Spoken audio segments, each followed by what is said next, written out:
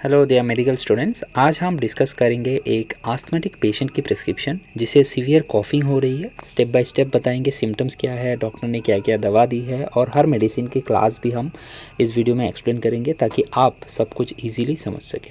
चलिए शुरू करते हैं।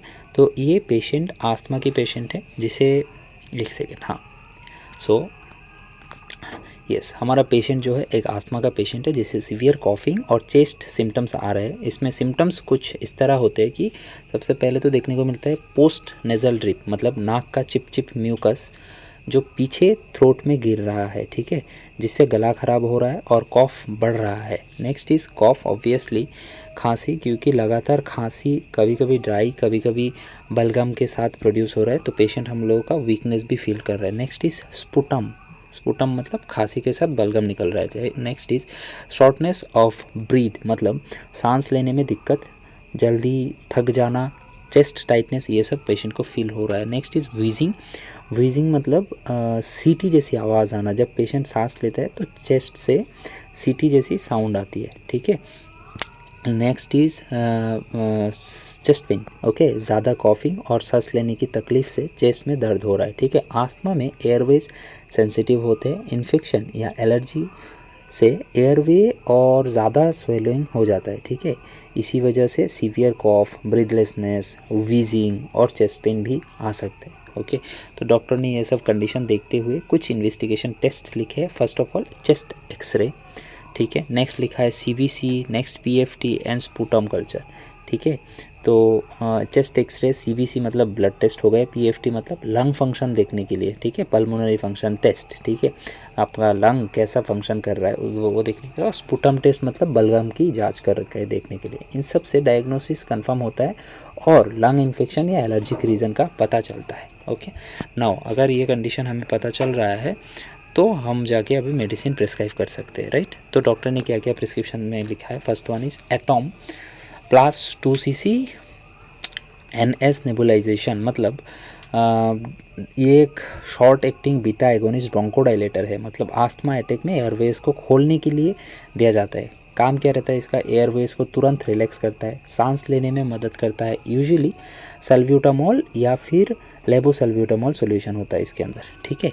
नेक्स्ट इसका डोज क्या दे रखा है, 6 to 8 आवर्स में, मतलब घंटे में 6 से 8 घंटे में एक बार लेना होता है, ठीक है, सीवियर केसेस में। Next is Atrovent, same 2 cc NS nebulisation, मतलब ये एक एंटी कोलिनर्जिक ब्रोंकोडाइलेटर है, ठीक है। एयरवे को रिलैक्स करना, स्पेशली आस्थमा और सीओपीडी में ये यूज़ होता है।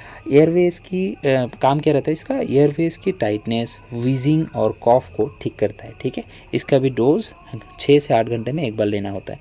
Next is given tablet montelukast sodium 10 mg, ठीक है। इसका ब्रांड क्या रहता है, मोनिटिजेल या फिर माइटिका, राइट। तो ये एक ल्यूकोट्राइन रिसेप्टर एंटागोनिस्ट है जो कि एलर्जी और इन्फ्लामेशन में काम करती है, ठीक है। तो इसका काम क्या रहता है, एयरवेज का स्वेलिंग को कम करता है, एलर्जी सिम्टम्स को कंट्रोल करता है। Next is tablet fexofenadine 120 mg, that is a second generation antihistamine, मतलब एलर्जी कंट्रोल करता है, सेडेशन कम होती है इससे, ठीक है।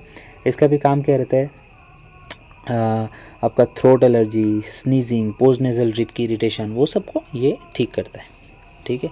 नेक्स्ट इज टेबलेट क्लैरिथ्रोमाइसिन, माइसिन है लास्ट में तो सबको पता है क्या है ये, मैक्रोलाइड एंटीबायोटिक, मतलब माइसिन है तो एंटीबायोटिक क्लास का आता है, तो ये मैक्रोलाइड एंटीबायोटिक है जिसको बैक्टीरियल इन्फेक्शन के केस में दिया जाता है।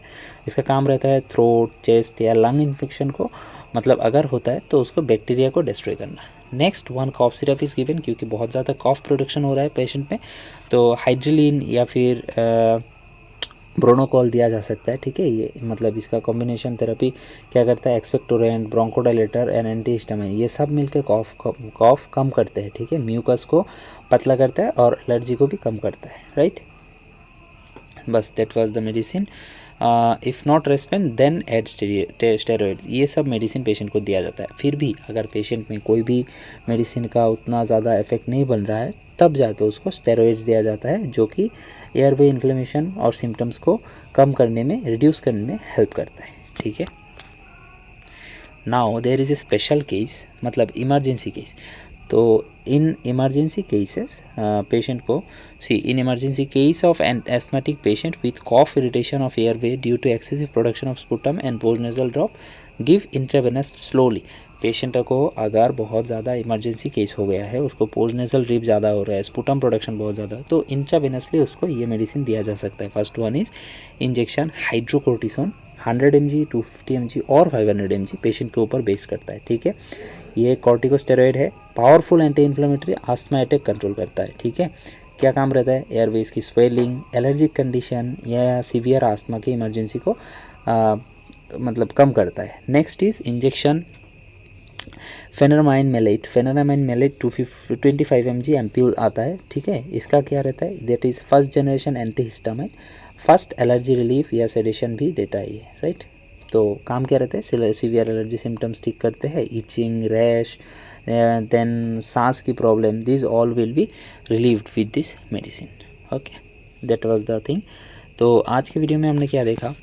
स्क्रिप्ट में आज का जो प्रिस्क्रिप्शन था, हमने बात किया कोई भी अगर आस्थमा अटैक का पेशेंट है उसको क्या क्या मेडिसिन दिया जा सकता है, क्या क्या टेस्ट करना पड़ता है, क्या क्या उनका सिम्टम्स रहता है, और अगर सीवियर केस है, इमरजेंसी केस है, तो कैसे हम उसको कंट्रोल में लाते हैं.